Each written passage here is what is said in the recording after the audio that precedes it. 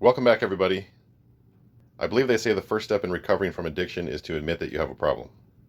Well, I might have a problem. Everything you see on the table here is about to be sold, and possibly sold to people watching this video. But let me give you a little backstory. I'm taking you to a place in my basement that no one else is allowed, because it's just a little too full of crap to get people in here. And I'm a little embarrassed. I'm not going to lie. It's embarrassing. The rack you see in front of you holds 30 of these bins I buy at Costco. These are a little bigger than a shoebox. These boxes, there's 30 of them on this rack. These boxes are almost all full. But this is not the real problem.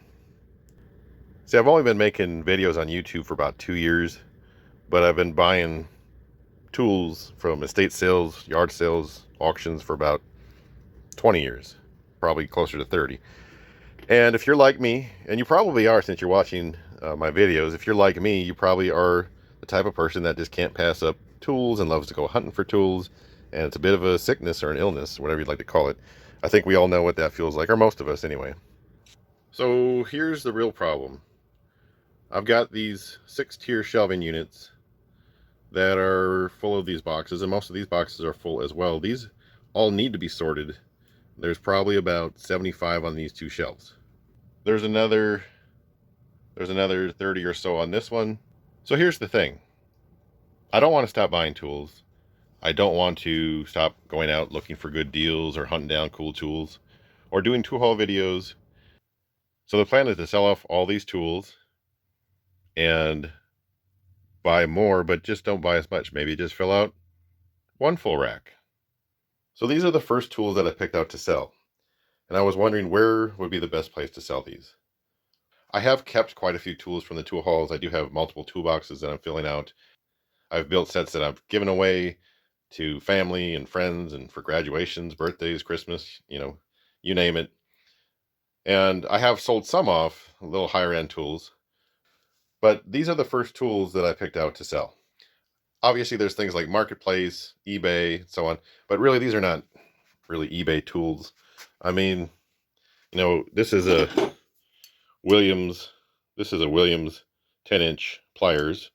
It's made in Japan. I don't know if it's the same factory that made the BF series, but for Sears and Craftsman. But let's say something like that on eBay is, I don't know, 12 bucks.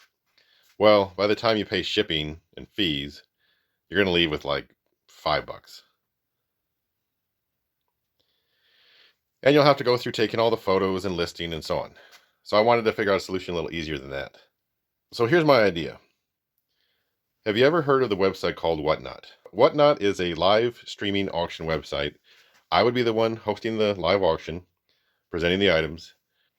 And it's an auction where you put 15 seconds on the clock, and the buyers have that much time to get their bids in, and then they move on to the next item. So the reason why I chose that site is because it's fast-paced, and I can probably, sell everything on this table within a couple hours. The fact that there won't be many buyers might mean things go a little cheaper. My auctions will all start at $3, and I'm going to cap the shipping at $8.77. So if you win half the table, you pay $8.77 for shipping. As a little bit of an extra bonus, there is a link in my description, and if you sign up for the website using that link, they will give you a $15 credit that you can use towards my auction or anyone's auction. Below that link, you'll see another link that will take you to my page where you can find my shows, and you'll see I have an upcoming show, but don't sign up through that second link because you won't get the bonus money. My first show is going to be